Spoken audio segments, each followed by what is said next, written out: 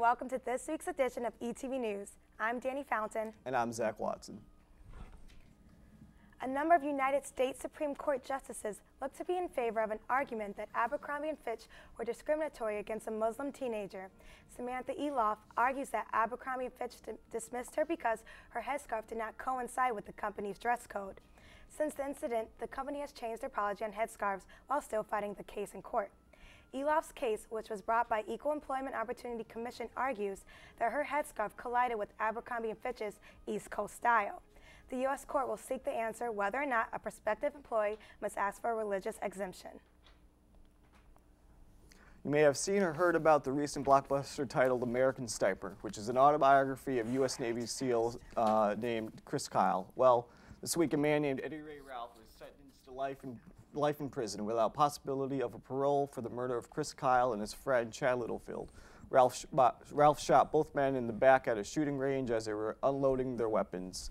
It only took a little over 2 hours to reach the final verdict, sentencing Ralph to jail instead of the death penalty. As the trial against Jermaine Richards, the boyfriend of Eastern's own Alicia Wiley, advances, awareness over partner abuse is being raised. ECSU, along with the United Service of Dayville, created a course to educate men about domestic violence. The 10 by 10 campaign, as it has been named, believes there are 3 things men can do to prevent intimate partner abuse: bring awareness, take action, and increase accountability. For more information about the 10 by 10 campaign, visit the Connecticut Coalition Against Domestic Violence website. The rapper Tiger has been looking for her. Wiz Khalifa wants a girl who likes her, and now even Middletown police want to find her. Last weekend, police began investigating after 12 Wesleyan students were transported to the hospital after taking the party drug Molly, a form of MDMA. The specific batch that caused the students to be admitted to the hospital may have been mixed with many other designer drug chemicals, which caused a severe reaction. The 4 students accused have been arrested in Connecticut to connection of the incident. The investigation is still ongoing. According to AAA Insurance, gas prices are back on the rise. After some areas of the country had gas prices close to $2 a gallon, the average price of a gallon of gas has increased every day for nearly a month. The national average is currently at $2.31. However, despite the recent climb in price, consumers are paying about $1.11 less today than they were a year ago. The direction of prices has taken a step back, but there is still hope for gas prices to decrease at some point in the future. Police in Orange are sending out a warning about leaving kids in cold cars. There have been 2 arrests in relation to the issue. The first happened outside Sam's Club on Valentine's Day. Police said one woman left her 10-year-old son in the car while temperatures were in the teens. Last Wednesday, police say another mother left her 3-year-old in the car outside Kohl's. Both are now charged with leaving a child unsupervised. It wasn't a great year for the Oscars. Viewership was down 16%, reaching the lowest level since 2009. According to Nielsen, 36.6 million people tuned into the awards show. That's down from the 43.7 million who watched Ellen DeGeneres host last year. The drop may have been due to the lack of popularity for the movie nominated for Best Picture.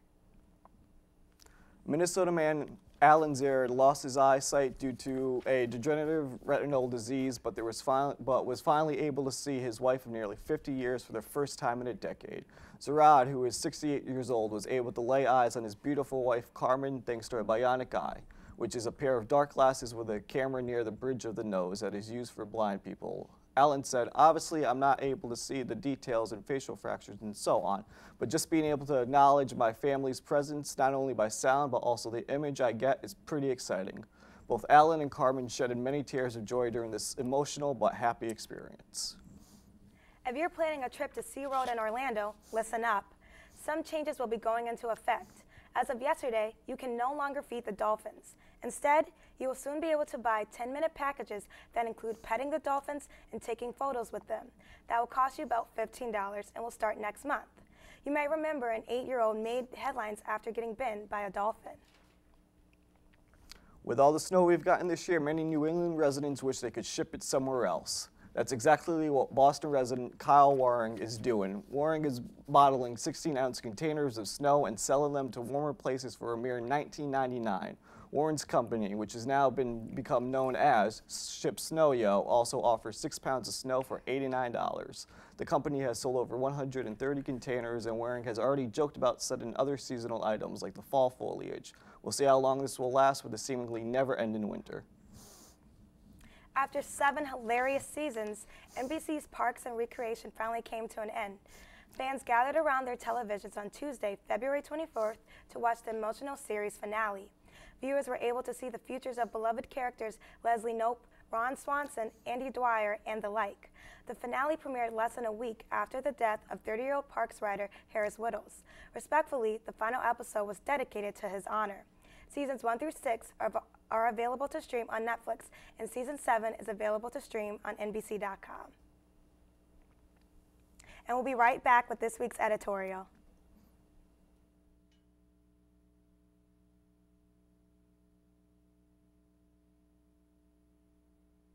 Good luck, big guy. His kids know that he's building without a clue. Never been so good with nails and glue. Now we're trapped inside a box. I hope Mom knows what to do. Mom! See, you don't have to be perfect to be the perfect parent. Thousands of siblings in foster care will take you just as you are.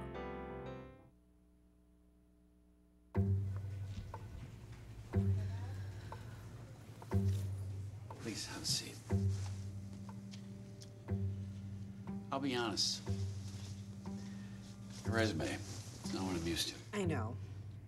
Okay, so what would you bring to my company? What do you need? I need a hard worker. Good. I've got 2 part-time jobs and to help my parents pay the bills. I need problem-solving skills. I got through high school without a car, a phone, or a computer. No college degree, though. Not yet, but life's taught me a lot, and I'm ready for more. Well, you're not the typical kind of candidate that I hire. But you are exactly what I'm looking for.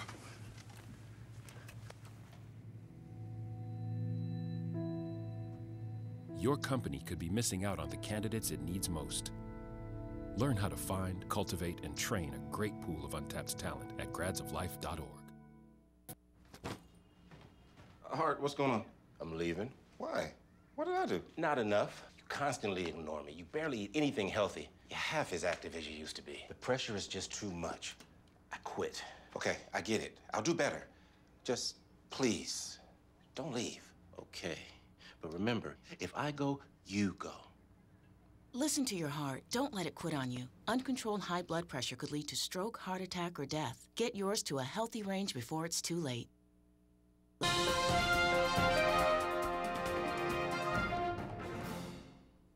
Hello, Eastern. I'm Yvonne Pineda, and I'm back with this week's editorial. Most students, when they enter college, want to have the best time of their lives. College is about getting an education, earning your degree, and of course, making lifelong, lasting memories. This is a time where students get to explore the world with their friends. They get to stay up until 3 o'clock in the morning just to talk and create memories. Sometimes, though, doing exciting new things can lead to trouble. Earlier this week at Wesleyan University here in Connecticut, 11 students were hospitalized because they overdosed on MDMA, and 2 of them are still in the hospital. As a result, 4 students were arrested for giving out the drug at a party in one of the fraternities at Wesleyan. MDMA, better known as Molly, is typically taken at parties, raves, you name it. It gives the user feelings of increased energy, euphoria, emotional warmth, and empathy towards others, and distortions in sensory and time perception. Sounds great, right? In reality, it isn't. While it provides a good time for a while, MDMA can lead to drug addictions, and every year, thousands of teens across the country end up in emergency rooms because of it. A problem that occurs with MDMA is that, because it's illegal, and therefore unregulated, it's impossible to know what a dose contains. In fact, many drugs sold as ecstasy or Molly is not, in fact, MDMA. Besides MDMA, ecstasy pills may contain other stimulants which can significantly amplify potential harms. MDMA can also be extremely dangerous in high doses or in multiple small doses or when they're taken, usually because they want to help maintain the high. High levels of the drug in the bloodstream can increase the risk of seizures and affect the heart's ability to maintain its normal rhythm. People will claim that MDMA is safer than other drugs, but there's never anything safe about disrupting your ability to think clearly and putting your health at risk. While college students want to have a good time, it's always important to know what you're putting into your body. It's okay to have fun with your friends, it's okay to go to parties and have a good time, as long as you're being safe about it. Make sure you're with the right people because that makes a huge difference. I cannot stress enough how important it is to have trustworthy friends to be with you when you're going out. We're in college, let's make memories. As long as you're safe and know what you're doing, things will go well. Hopefully nothing like the Wesleyan incident happens here at Eastern. As always, have a wonderful weekend, be safe, and stay awesome, Eastern.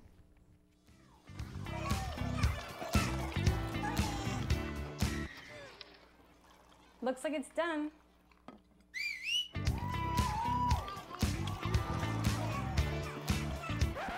Don't let salmonella get funky with your chicken. On average, 1 in 6 Americans will get a foodborne illness this year.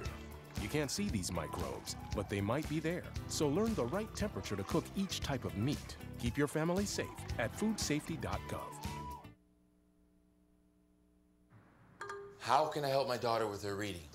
Searching for help with Dachshund Reading. How can I help my daughter with her reading? Information on hot water heating. No.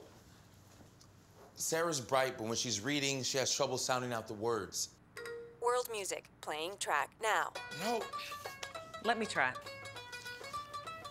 Our daughter gets confused about which details in a story are important. Which paper towels are most absorbent? What? Here are 5 product reviews. Why are you not getting me? See, I told you. Wait, I was trying to show you how Sarah feels every day. Frustrating, isn't it? Redirecting to understood.org. For the 1 in 5 kids with learning and attention issues, this is what life can feel like. Explore understood.org, a free online resource about learning and attention issues, designed to help your child thrive in school and in life. Understood.org, because understanding is everything.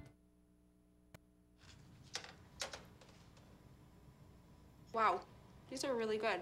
You act surprised.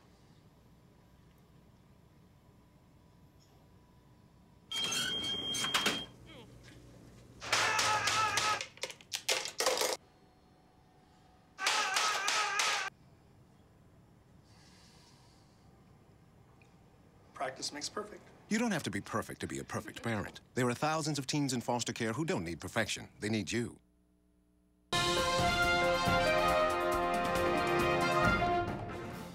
Are you looking to sit back and enjoy a show? Well, on Friday, February 27th, Eastern's own experimental theater class will be performing Prime Numbers, The Greatest Hits. Prime Numbers is a series of small performance pieces written by Eastern professor Edmund Chabot. The performances, which were supervised by David Pellegrini and Alicia Bright Holland, and will take place at 1 p.m. in the Student Center Theater. Be sure to stop by and support your fellow Eastern students and faculty. Admission is free.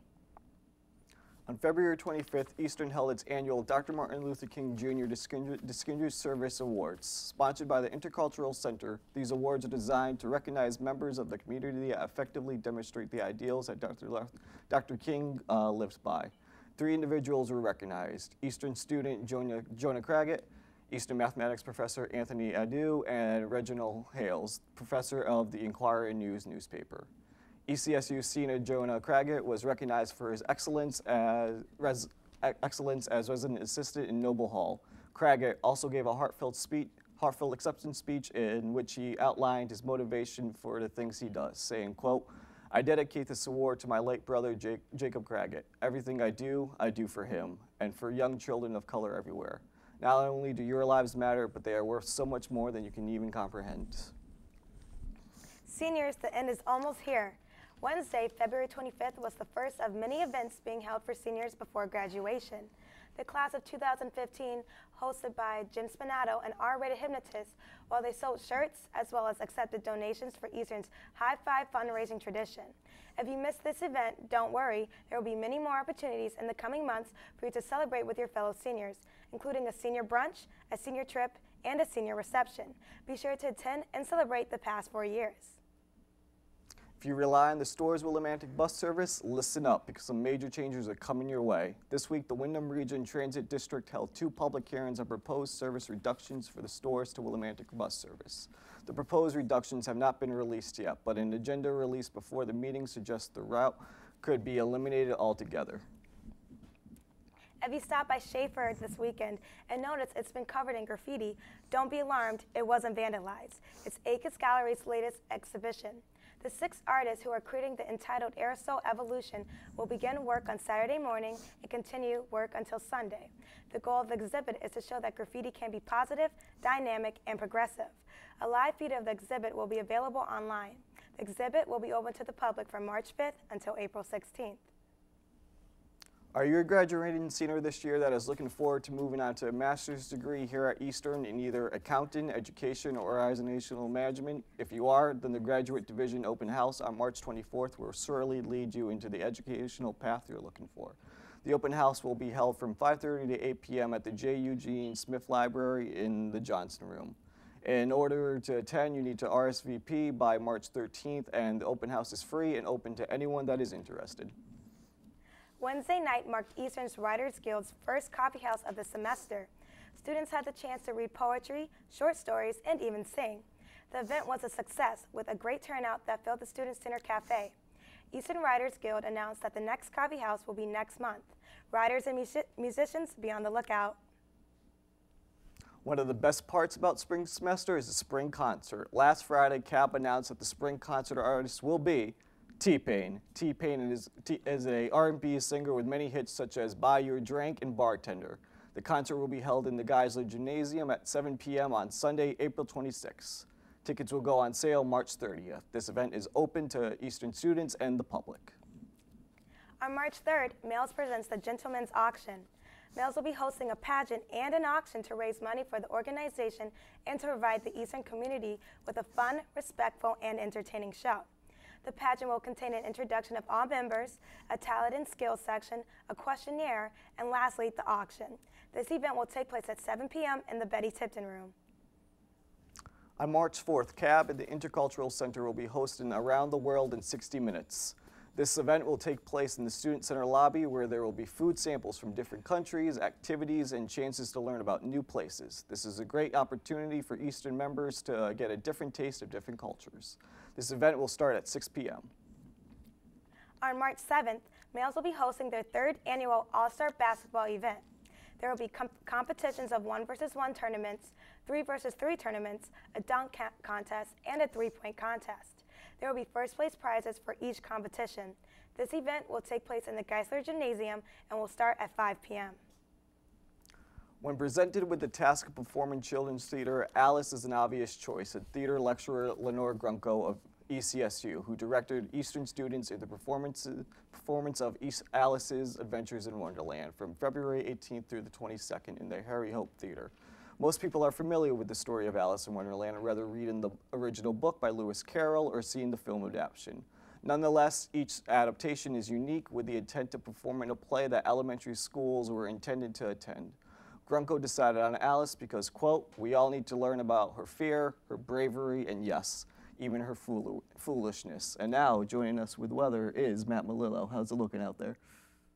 Good evening, everyone, and welcome to ETV's 5-day forecast. Now let's see what's happening outside.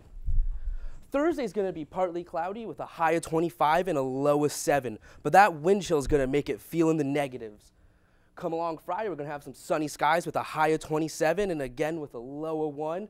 Be careful with that wind chill. Again, it's going to make it feel in the negatives. You want to bundle up and stay warm. Come Saturday, again, we have a sunny sky. This is looking good weekend, isn't it? With a high of 28 and a low of 6. I'm sorry to ruin your weekend. Coming Sunday, it's going to be a high of 34 and a low of 28. I know it may seem like summer, but that is snow coming. This is from an air pressure system coming down from northeast from Canada. Thanks, Canada. That's what I wanted this week.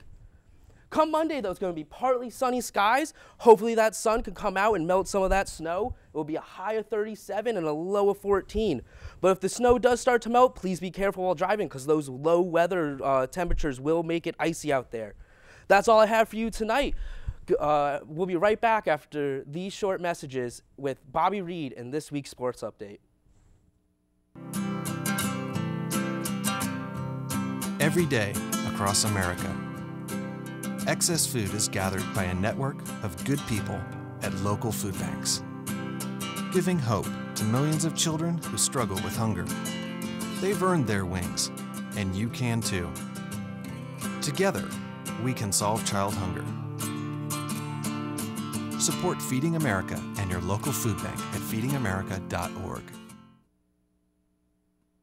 Hey, look at Mommy. Maybe the light hurts his eyes. Maybe she's just not hungry. Maybe it's a phase. Avoiding eye contact is one early sign of autism. Learn the others today.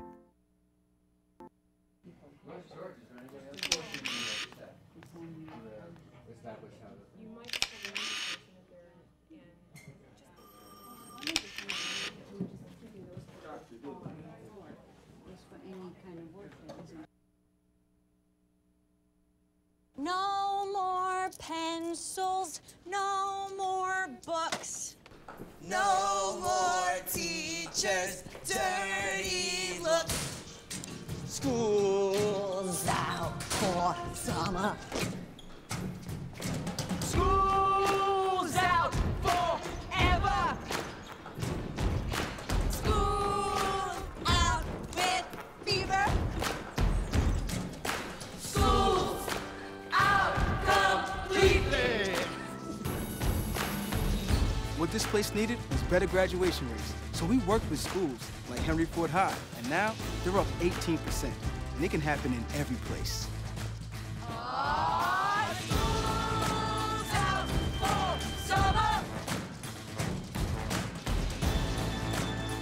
To help us do more good this year, go to unitedway.org, because great things happen when we live united.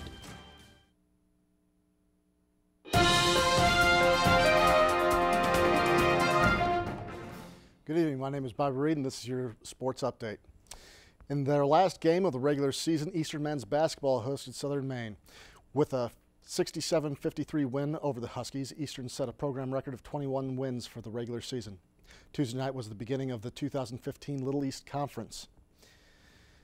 The first seed Warriors easily handled the Southern Huskies for a second time in less than a week. The Warriors, taking a massive lead in the first half, led to an 80-39 win for Eastern.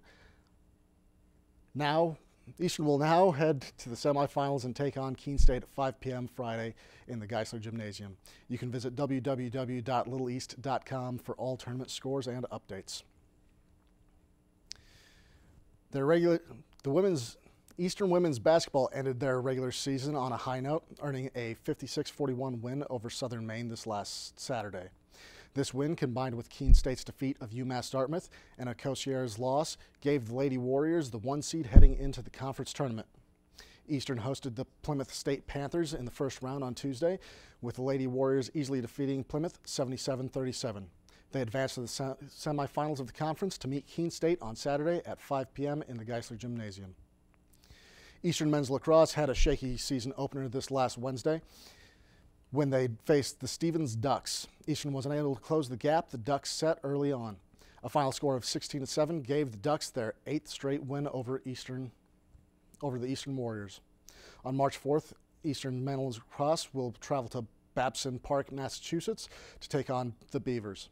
And on March 7th, they will be back home to face the Hartwick Hawks. After 6 years of failed negotiations, at last an agreement between two of the greatest pound-for-pound welterweight boxers has been reached. 47-0 Floyd Mayweather will square off against 57-5-2 Manny Pacquiao on May 2nd at the MGM Grand Garden Arena in Las Vegas, Nevada. Both fighters will put up their welterweight titles to unify the championships. In a statement, Pacquiao said, quote, "I am very happy that Floyd Mayweather and I can give the fans the fight they have wanted for so many years. They have waited long enough, and they deserve it," end quote. The fight is expected to be the biggest grossing fight in boxing history. Some reports saying that the purse could exceed $200 million. It was a big night for the underdogs of UFC Fight Night 61. 10 of the 11 underdogs left Brazil with a victory under their belt. Sam Alvare knocked out Cesar Ferreira just 3 minutes and 34 seconds into the first round.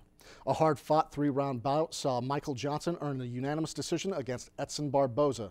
And in the main event, Frank Mir broke a 4-fight losing streak when he landed a hard left hook on the chin of Antonio Bigfoot Silva, coming away with a TKO. Connecticut's own Joey Logano, at the age of 24, became the second youngest driver to win the Daytona 500 this last Sunday. Jeff Gordon, making his final Daytona 500 appearance, was able to keep his car out front for 77 of the first 100 laps, but ended up falling back and finishing 33rd. Justin Allgaier spun out with 3 laps left to go, causing all the cars to park while the track was cleaned up, forcing Logano to once again fight for his first place victory. My name is Bobby Reed, and this has been your Eastern Sports Update. To see more episodes, you can visit the ETV YouTube channel. Thanks for watching, and be sure to tune in next week. Good night, Eastern.